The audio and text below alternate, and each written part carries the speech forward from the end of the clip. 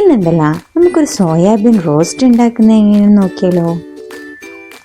Soybean ഞാൻ തിളച്ച വെള്ളത്തിൽ ആവശ്യത്തിന് ഉപ്പ് ഇട്ട് കുക്ക് ചെയ്ത് ഒരു ഹാഫ് കുക്ക് ചെയ്ത് വെച്ചതാണ്.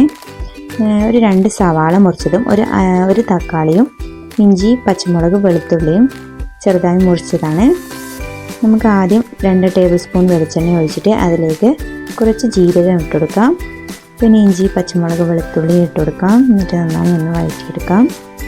അതിലേക്ക് അരിഞ്ഞു വെച്ച ഉള്ളി ഇട്ട് കൊടുക്കാം. അതൊന്ന് നന്നായിട്ട് വഴറ്റിയെടുക്കാം.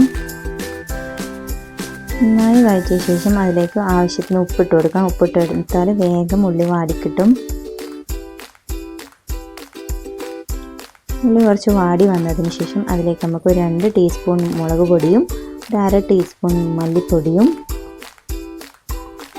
1/4 ടീസ്പൂൺ മഞ്ഞൾപ്പൊടിയും 1/4 ടീസ്പൂൺ തന്നെ കുരുമുളക് പൊടിയും 1/4 ടീസ്പൂൺ ഗരം മസാല പൊടി ഇട്ട് കൊടുക്കുന്നുണ്ട്.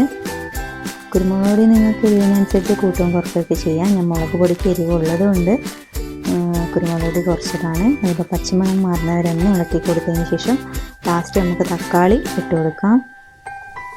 അതും കൂടി ഒന്ന് നന്നായി ഇളക്കി ഒന്ന് അടച്ചതിന് ശേഷം അതിലേക്ക് 1 ഗ്ലാസ് വെള്ളം ഒഴിച്ചു കൊടുക്കാം. നന്നായി തിളച്ച് വരണം. നന്നായി തിളച്ച് വന്നതിന് ശേഷം നമുക്ക് സോയാബീൻ ഇട്ട് കൊടുക്കാം. പകുതി വെന്ത സോയാബീൻ ആയതുകൊണ്ട് വേഗം കുക്കായി വരും. അതിലേക്ക് ലാസ്റ്റ് ഞാൻ കുറച്ച് മല്ലിച്ചപ്പും കൂടി ഇട്ട് കൊടുക്കുന്നുണ്ട്. കുറച്ച് നേരം ഒന്ന് അടച്ചു വെക്കണം. ഒരു 10-15 മിനിറ്റ് ഒന്ന് അടച്ചു വെക്കണം വേവാൻ വേണ്ടിയിട്ട്. അടിപൊളി സോയാബീൻ റോസ്റ്റ് റെഡി ആയിട്ടുണ്ട്.